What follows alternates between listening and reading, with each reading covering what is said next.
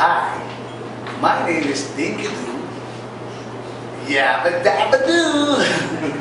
Alam niyo mga kaibigan, siguro nakakita niyo na ako sa GMA7 Wish Ko Lang. This was year 2008. And nakita niyo yung nangyari sa akin, halos paralyzed talaga ako. Ilang buwan, 6 months akong bedridden. And after that, because of maraming mga food supplements, I tried and tried and tried. So, okay lang dahil wala naman sa akin problema ang lahat ng mga food supplements. But, ito ang maganda doon. The good news is, dahil naging komplikasyon na ang sakit ko, lalo na sa diabetes, okay? Nag-umpisa lang yan sa uric acid, tapos sa lahat na. Nagkaroon na ng hindi magandang epekto sa loob ng katawan ko. Ito ang maganda rito. Ito lang, itong, I think mga 3 months or 4 months ago, yung yung pinakampa ko kasi, nagpalinis ako, okay? So, ang nangyayari ngayon, nasugatan yon. Okay, to cut the long story short, lumala. Tapos, pinapa-opera ko, binigyan ako antibiotic, lalong lumala pa. Merong isang tao dyan sa baba ng company na to, na inabutan ako na itong Olea, okay? Nung inabutan niya ako nito, hindi ako naniniwala. So, wala namang mawawala. Sinubukan ko.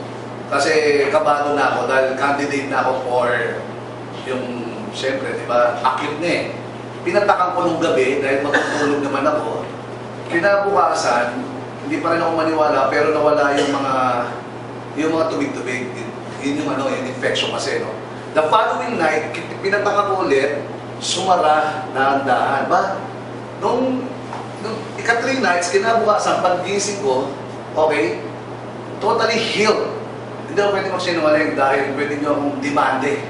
Ba't nulolokohin ng tao? Eh, nangyayari sa buhay ko to. And from there, sabi ko, external pa lang to. Sugat yun, diabetic ako. Alam kong candidate na ako na po, makutulan, lalala.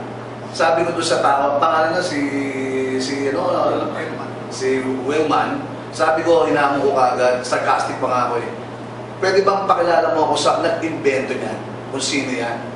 Dahil, kung yan external, how much more kung merong internal, ito yun. Yun ang kailangan ko dahil kung nakagaling yan sa labas, mas makakagaling yan sa loob ng katawan ko dahil doon sa asukal ko. So, to cut the long story short, na-meet ko sila, yung mag-asawa ko. And finally, hanggang ngayon, ginagamit ko to at very effective. Ang totoo niyan, sabi ng doktor ko, kailangan maggamot pa rin ako yung maintenance ko. But, naniniwala pa rin naman ako sa kanila. Kaso nga lang, mas naniwala ako dito sa produkto na to. Not for anything else. Okay, so itong lahat ng produkto na to, tinitake ko, pati yung Olea capsule, this one. Even my wife, meron siyang meron siyang sa kanyang tao na yung mga boobs, parang bumukod-bukod. Ito ngayon tinitake niya, so hiyang siya rito. So ngayon, sabi ko, kung ito nakakatulong sa katawan ko, na nagpagaling sa akin, nabuhayan ako, bumait ako, okay, kaya ako bumait dahil siyempre siya muna eh. Ito yung mga instrumento niya, kung ito, physically, spiritually, susunod na yung literal, yung aking negosyo diyan. Doon sumusunod ang material eh, di ba?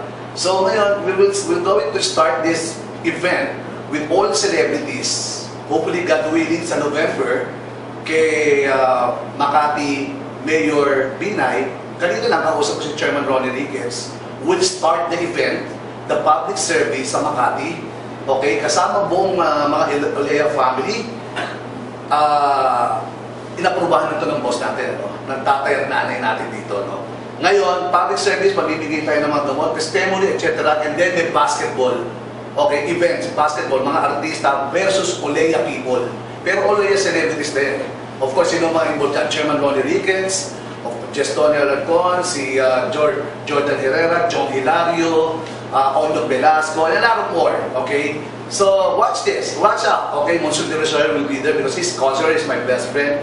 And ang good news doon, nakatulong sa isang taong wala ng pag-asa na gumaling. Gumaling, okay, nakatulong sa kanyang spiritual, napalapit sa Diyos, nakatulong ngayon physically, financially, sa kanyang pangkabuhayan.